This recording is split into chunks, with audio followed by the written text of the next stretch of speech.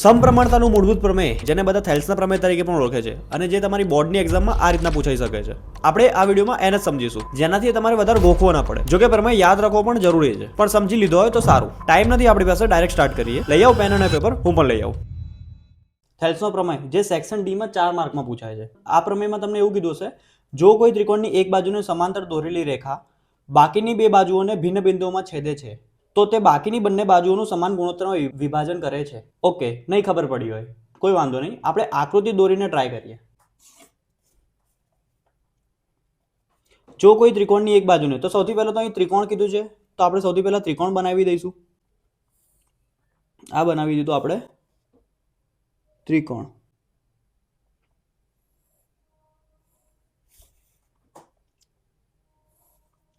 આને નામ આપી દઈએ એ, બી અને સી.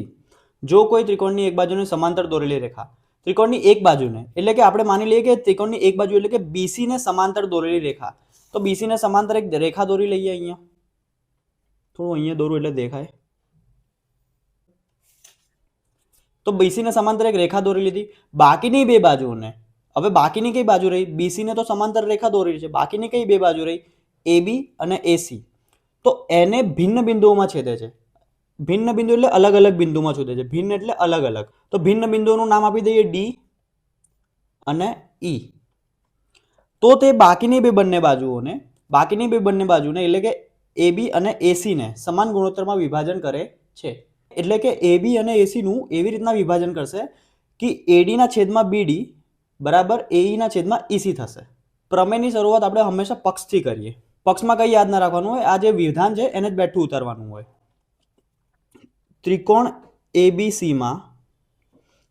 એબીસીમાં એક બાજુને સમાંતર દોરેલી રેખા એટલે કે બીસી ને સમાંતર દોરેલી રેખા, બીસી ને સમાંતર દોરેલી રેખા બાકીની બે બંને બાજુ કઈ છે? એ બી અને એસી. એ બી અને એસી ને ભિન્ન બિંદુઓમાં એટલે કે બિંદુ કયા બે બિંદુમાં છેદે છે? બિંદુ ડી અને ઈમાં છેદે છે. આટલું આપણને આપેલું છે. જે આપેલું છે એ પક્ષ બનશે. બરાબર, ફરી એકવાર જોઈ લઈએ. ત્રિકોણ એબીસીમાં જો કોઈ ત્રિકોણની એક બાજુને સમાંતર દોરેલી રેખા, બીસી ને સમાંતર દોરેલી રેખા એ બી અને એસી ને ભિન્ન બિંદુઓ એટલે કે બિંદુ ડી અને ઈ માં છેદે છે. બરાબર, આ ઈ છે. સાધ્ય એટલે કે જે સાબિત કરવાનું છે. આપણે સાબિત શું કરવાનું છે? તો તે બાકીની બે બંને બાજુનું સમાન ગુણોત્તરમાં વિભાજન કરે છે. એટલે કે આ જે બાકીની બે બાજુઓ છે એ બી અને એસી એનું સમાન ગુણોત્તર હર વખતે આપણે કેવી રીતના લખીએ? યા તો જેમમાં લખીએ યા તો છેદમાં લખીએ. તો આપણે અહીંયા છેદમાં લખીએ. એડી છેદમાં બીડી બરાબર એઈ છેદમાં ઈસી. આ આપણે સાબિત કરવાનું છે. હવે આવીએ આપણે સાબિતી ઉપર. તો સાબિત કરવા માટે દેખો તમારે હું જે રીતના જઈ રહ્યો છું એ જ રીતના યાદ રાખવાનું છે અને એ જ રીતના જવાનું છે. સાબિત કરવા માટે હવે આકૃતિમાં ચેન્જ કરવાનો છે. આપણે સાબિત કરવા માટે આપણે શું કરીશું? બીઈ અને સીડી બનાવીશું અને ડીએમ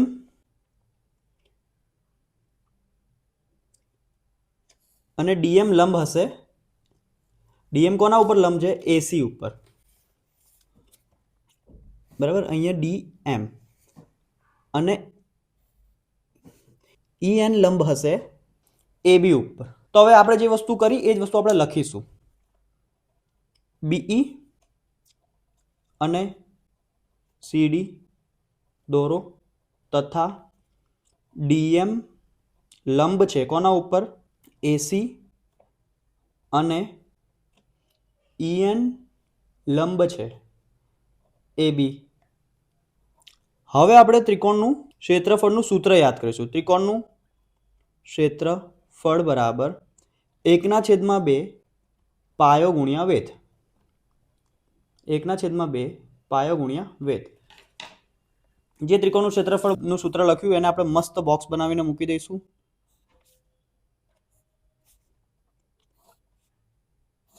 સારું એવું બોક્સ બનાવીશું જેનાથી આપણે થોડી સારી છાપ પડે. તો અહીંયા આપણે 4 ત્રિકોણ પર જવાનું છે. એક તો ત્રિકોણ ADE, બીજું ત્રિકોણ BDE. પહેલા આ બાજુના બંને ત્રિકોણ ADE BDE, બરાબર. પછી જવાનું છે ત્રિકોણ AED. ફરી એકવાર AED, જો કે ADE અને AED બંને સેમ થાય એટલે આ બાજુના બે ત્રિકોણ. પછી જવાનું છે CED. પહેલા આપણે BDE પર ગયા હતા, હવે CED. તો આ 4 ત્રિકોણના ક્ષેત્રફળનું સૂત્ર આપણે લગાવવાનું છે. તો સૌથી પહેલા આપણે જઈશું આના ઉપર ADE માટે. તો ત્રિકોણ ADE માટે શું છે? 1/2 ગુણ્યા પાયો શું છે એનો? પાયો શું છે? આ A અને D આ પાયો છે, બરાબર. જેના ઉપર લંબ થતું હોય એ પાયો હોય. AD ગુણ્યા EN. પછી ત્રિકોણ BDE બરાબર 1/2. BDE માટે શું છે? પાયો શું છે? BD છે પાયો, અને એના માટે શું આવશે? BD ગુણ્યા એના ઉપર વેધ કયો છે? EN. ત્રિકોણ AED, જેને તમે ત્રિકોણ ADE પણ કહી શકો છો. ત્રિકોણ ADE પાછું આવ્યું.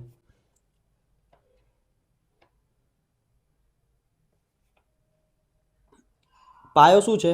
AE ગુણ્યા વેધ શું છે એમાં? DM. કઈ રીતના DM? આ રહ્યો, આપણે આ બાજુ જોવાનું છે. AED, અહીંયા આપણે AED જ લખી દઈએ. AED, બરાબર.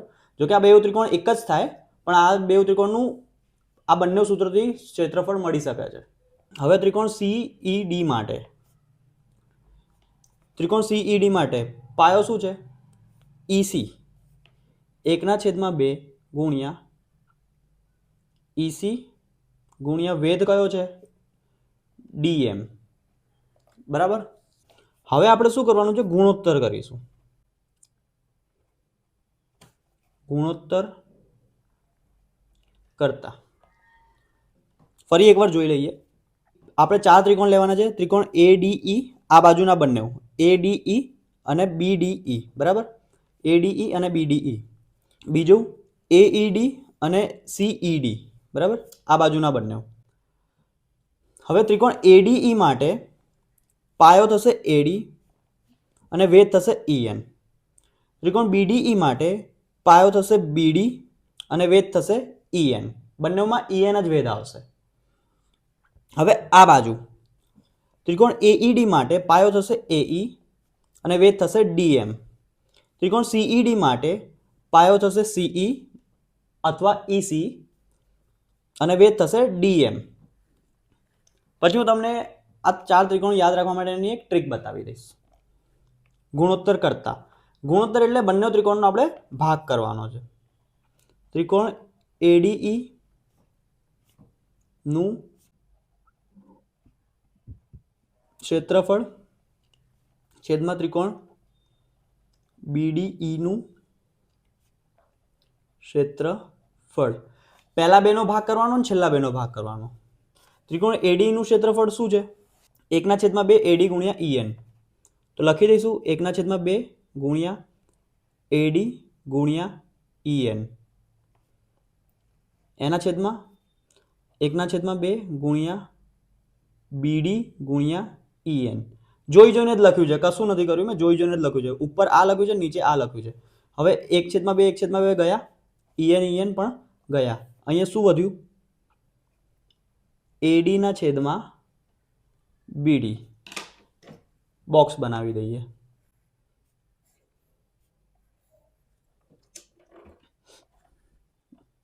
બરાબર. પરિણામ નંબર 1. હવે આ નીચેવાળા બે ત્રિકોણને લઈ લઈએ. ત્રિકોણ AED નું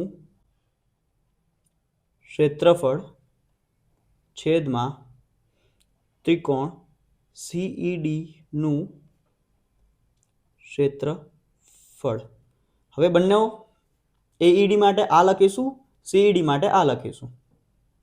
1/2 ગુણ્યા એઈ ગુણ્યા ડીએમ છેદમાં 1/2 ગુણ્યા ઈસી ગુણ્યા ડીએમ.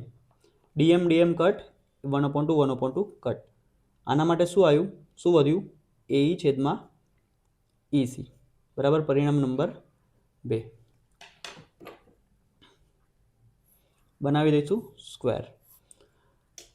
હવે એક વસ્તુ જુઓ, એડી છેદમાં બીડી, એડી છેદમાં બીડી, એઈ છેદમાં ઈસી, એઈ છેદમાં એસી. મતલબ આપણે આ બંને વસ્તુ મળી ગઈ, આપણને જે બે વસ્તુ જોઈતી હતી એ મળી ગઈ. અને એક બીજી વસ્તુ જુઓ, એડીઈ અને એઈડી બંને એક જ ત્રિકોણ થાય બરાબર. એડીઈ અને એઈડી એ બંને એક જ ત્રિકોણ થાય. એટલે કે આપણે પ્રૂફ એ કરવાનું છે કે બીડીઈ અને સીઈડી એ પણ બંને સેમ છે. જો આપણે એ વસ્તુ સાબિત કરી દઈશું કે બીડીઈ અને સીઈડી એ બંને સેમ છે તો પ્રૂફ થઈ જશે કે આના છેદમાં આ બરાબર આના છેદમાં આ થશે, કેમ કે ઉપરનું તો સેમ છે. આના માટે આપણે કંઈ નહીં કરીએ, સિમ્પલ રીતે આપણે સમજાવીશું. શું સમજાવીશું? ત્રિકોણ બીડીઈ અને ત્રિકોણ સીઈડી એક જ પાયા ડીઈ પર અને સમાંતર રેખાઓ બીસી તથા ડીઈ પર આવેલા છે. માટે ત્રિકોણ બીડીઈ બરાબર ત્રિકોણ સીઈડી નું ક્ષેત્રફળ બરાબર. આ થઈ ગયું આપણું પરિણામ નંબર 1, 2, 3. હવે આ લાઈન તમને ના ખબર પડે તો તમને સમજાવું. દેખો અહીંયા બે ત્રિકોણ છે, ત્રિકોણ બીડીઈ અને ત્રિકોણ સીઈડી. હવે આ બંને છે ને એક જ પાયા પર આવેલા છે. આ રહ્યો એમનો પાયો બરાબર. આ બંનેનો સેમ પાયો છે, ડીઈ બંનેમાં છે બરાબર. આમાં આની જોડે પણ ડીઈ છે અને આની પણ જોડે ડી છે. એક તો એક જ પાયા પર આવેલા છે, પ્લસ આ બંને સમાંતર રેખાઓની વચ્ચે આવેલા છે. જો આવું થતું હોય, આ તમે 9મા ધોરણમાં ભણેલા છો કદાચ, જો આવું થતું હોય તો ત્રિકોણ બીડીઈ નું ક્ષેત્રફળ બરાબર ત્રિકોણ સીઈડી નું ક્ષેત્રફળ થાય. જો આ બંને તો ત્રિકોણ સેમ જ હતા, સોરી આ બંને તો ત્રિકોણ સેમ જ હતા અને આ બંને ત્રિકોણ પણ હવે સેમ થઈ ગયા. તો હવે આપણે કંઈ નહીં કરવાનું, લખી દેવાનું છે. પરિણામ નંબર 1, 2 અને 1, 2, 3 પરથી આને લખી દેવાનું છે. એડી છેદમાં બીડી બરાબર એઈ છેદમાં ઈસી સાબિત થાય છે. ચલો આપણે ફરીથી આ પ્રમેય જોઈ લઈએ અને આ વખતે હું તમને એક ટ્રીક બતાવીશ. નાની મોટી ટ્રીક છે, કંઈ એકદમ હેવી લેવલની શોર્ટકટ ટ્રીક નહીં બતાવું, એકદમ થોડુંક કામ સહેલું થઈ જશે જેનાથી તમારું. પહેલાં તો વિધાન શું કહે છે?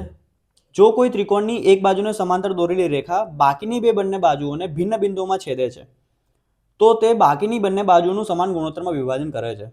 તો આના પરથી આપણે આકૃતિ બનાવી. ત્રિકોણની વાત કરી છે એટલે આપણે સૌથી પહેલા ત્રિકોણ બનાવ્યું. એક બાજુને સમાંતર દોરેલી રેખા એટલે કે એક બાજુ એટલે કે બીસી ને સમાંતર દોરેલી રેખા ડીઈ બનાવી. એ બંને શું કરે છે? ભિન્ન બિંદુ એટલે કે ડી અને ઈ માં છેદે છે. તો તે બાકીની બંને બાજુનું, બાકીની બે બાજુ એટલે કે બીસી ની તો વાત થઈ ગઈ, બીસી ને તો સમાંતર રેખા હતી. બાકીની કઈ બે બાજુ રહી? એબી અને એસી. એ બંનેનું સમાન ગુણોત્તરમાં વિભાજન કરે છે કે એટલે કે આના છેદમાં આ બરાબર આના છેદમાં આ. હવે અહીંયા એબીસી લખ્યું હોય, પીક્યુઆર લખ્યું હોય, XYZ લખ્યું હોય, લોજિક નહીં બદલાવાનું, કોન્સેપ્ટ સેમ જ રહેવાનો છે. હવે પક્ષમાં છે ને, પક્ષ અને સાધ્ય લખવા માટે આપણે વિધાન છે ને એને વિધાનમાં તોની પહેલાનું વાક્ય પક્ષ થશે અને તો પછીનું વાક્ય સાધ્ય થશે. વિધાનની અંદર તોની પહેલાનું વાક્ય પક્ષ થશે અને તો પછીનું વાક્ય સાધ્ય થશે. એટલે કે શું? જો કોઈ ત્રિકોણની એક બાજુને સમાંતર દોરેલી રેખા ત્રિકોણની, તો ત્રિકોણ એબીસીમાં એક બાજુને સમાંતર દોરેલી રેખા એટલે કે બીસી ને સમાંતર દોરેલી રેખા બાકીની બે બાજુઓનું એટલે કે એબી અને એસી ને બિંદુ ડી અને ઈમાં છેદે છે, ભિન્ન બિંદુઓમાં ડી અને ઈમાં છેદે છે, તો તે બાકીની બે બંને બાજુનું સમાન ગુણોત્તરમાં વિભાજન કરે છે. તો એ વસ્તુ આવશે આપણે સાધ્યમાં. તો પછીનું વાક્ય એ આવશે આપણે સાધ્યમાં. એડી છેદમાં બીડી, એડી છેદમાં બીડી બરાબર એઈ છેદમાં ઈસી. સાબિતીની શરૂઆતમાં આપણે આકૃતિમાં છેડછાડ કરવાની છે. આકૃતિમાં છેડછાડ શું કરવાનું છે? નોર્મલ અહીંયા બીઈ બનાવવાનું છે ને સીડી બનાવવાનું છે, બરાબર. ક્રોસમાં છે ને લાઈનો જોડવાની છે, બીઈ અને સીડી બનાવવા છે. આ બંનેને આપણે દોરવાનું છે અને આ બંને આપણે લંબ છે, એટલે કે ડીએમ લંબ છે. ડીએમ શું છે? વેધ છે એક, અને ઈએન પણ એક વેધ છે. ઈએન અને ડીએમ એક બંને એક એક વેધ છે. ડીએમ લંબ એસી અને ઈએન લંબ એવી. હવે આપણે આટલે સુધી તમારે સ્ટેપ્સ યાદ રાખવાના છે, બરાબર. આટલે સુધી આપણે સ્ટેપ્સ યાદ રાખવાના છે. આકૃતિ, પક્ષ, સાધ્ય અને સાબિતી. કઈ લખાણ યાદ નથી રાખવાનું, સ્ટેપ યાદ રાખવાના છે. સ્ટેપનો કોન્સેપ્ટ તમે ઉપરથી જોઈ લેશો તો તમે સમજી જશો. સાબિતીમાં આ લંબવાળું લખ્યા પછી આપણે ડાયરેક્ટ આવી જઈશું ત્રિકોણનું ક્ષેત્રફળ ઉપર. ત્રિકોણનું ક્ષેત્રફળનું સૂત્ર આપણને ખબર છે, 1/2 પાયો ગુણ્યા વેધ. હવે આપણે 4 ત્રિકોણ લેવાના છે. એક તો આ બાજુથી, હવે હું આકૃતિમાં થોડુંક, એક તો આ ત્રિકોણ એડીઈ, આ બની ગયું એડીઈ, અને એક તો આ ત્રિકોણ બીડીઈ, બીજું એઈડી. તો જો આ આમ કરો કે આમ કરો, ત્રિકોણ એક જ છે. અને એક તો સીઈડી. હવે 4 ત્રિકોણ લેવાના છે આપણે. તો અહીંયાથી હું તમને એક યાદ રાખવા માટે નાની એક રીત બતાવી દઉં. તો અહીંયા 4 ત્રિકોણ આપણને ખબર હોવા જોઈએ, આ બાજુના બંને અને આ બાજુના બંને, એ 4 ત્રિકોણ આપણને ખબર હોવા જોઈએ. હવે આ વચ્ચેની જે લાઈન છે ને, આ વચ્ચેની જે લાઈન એ થશે એડી બીડી એઈ ઈસી. શું કીધું? એડી બીડી એઈ ઈસી. હવે એડી બીડી એઈ ઈસી નહીં થાય, અહીંયા પીક્યુઆરએસ આપ્યો તો પીક્યુ ક્યુઆર એ રીતના થશે, બરાબર. એટલે કે જે સાધ્ય હશે ને એ આ વચ્ચેનું થશે. પહેલા એડી આવશે, પછી બીડી આવશે, પછી એઈ આવશે, પછી ઈસી આવશે. આ યાદ રાખવા માટે એક નાની એવી જુગાડ છે, જુગાડ કહી શકો આને. ગણિતની ભાષામાં આ બધું ના કરવું જોઈએ, પણ આ છેલ્લે આ બધું થોડું ઘણું ચાલી જાય. હવે વેધ જોઈ લઈએ. આ બાજુ અહીંયા આ બેમાં આપણે કોની વાત કરીએ છીએ? આ બાજુ. તો આ બાજુ કોણ આવે છે? એન. તો જે વેધમાં એન આવે છે એટલે કે ઈએન, તો બંનેમાં ઈએન આવી જશે. હવે નીચેના બેમાં આપણે કોની વાત કરીએ છીએ? આ બાજુની. તો આ બાજુમાં વેધ કયો આવે છે? એમ, એટલે કે ડીએમ. તો નીચેના બંનેમાં ડીએમ આવી જશે. અને શોર્ટમાં કહું ને તો આ બંનેને આપણે આગળ જઈને કાપવાનું જ છે, તો બંને સેમ આવશે. અહીંયા પણ બંને સેમ આવશે, ખાલી વચ્ચેની લાઈન બદલાશે જે સાધ્ય પરથી લેવાની છે. હવે આ બંનેનું આપણે ગુણોત્તર કરવાનું છે. પહેલા બંનેને એકબીજાના છેદમાં રાખવાના છે, બીજા બંનેને એકબીજાના છેદમાં રાખવાના છે. પછી બધું સેમ આપણે કર્યું જ છે. 1/2 ઉડી ગયા. તો અહીંયા આ બંને છેદમાં રહી જશે અને અહીંયા આ બંને છેદમાં રહી જશે. અહીંયાની વાત કરું છું. હવે આપણે એક વસ્તુ તો આપણને ખબર છે, આ ત્રિકોણ અને આ ત્રિકોણ તમે આમથી ગણો કે આમથી ગણો, ત્રિકોણ તો એક જ થાય છે. તો આ બંને ત્રિકોણ તો સેમ છે. હવે આ અને આ ત્રિકોણને બી આપણે સેમ પ્રૂફ કરી દઈએ ને તો આ બંને પણ સેમ પ્રૂફ થઈ જાય. તો એના માટે આપણે 9મા ધોરણનો એક પ્રમેય યાદ કરીશું, જે એમ કે છે કે કોઈ બે ત્રિકોણ એક જ પાયા પર આવ્યા હોય, કોઈ બે ત્રિકોણ એક જ પાયા પર આવ્યા હોય અને બે સમાંતર રેખાઓની વચ્ચે હોય, તો એ બંને ત્રિકોણનું ક્ષેત્રફળ સમાન થાય. તો ત્રિકોણ બીડીઈ અને ત્રિકોણ સીઈડી એક જ પાયા ડીઈ પર છે. કયા પાયા પર છે? ડીઈ પર છે. અને સમાંતર રેખાઓ બીસી અને ડીઈ પર આવેલા છે. તો ત્રિકોણ બીડીઈ નું ક્ષેત્રફળ બરાબર ત્રિકોણ સીઈડી નું ક્ષેત્રફળ. અને આ પરથી 1, 2 અને 3 પરથી જે સાધ્ય છે એ લખી દેવાનું. એડી છેદમાં બીડી બરાબર એઈ છેદમાં ઈસી. સિમ્પલ.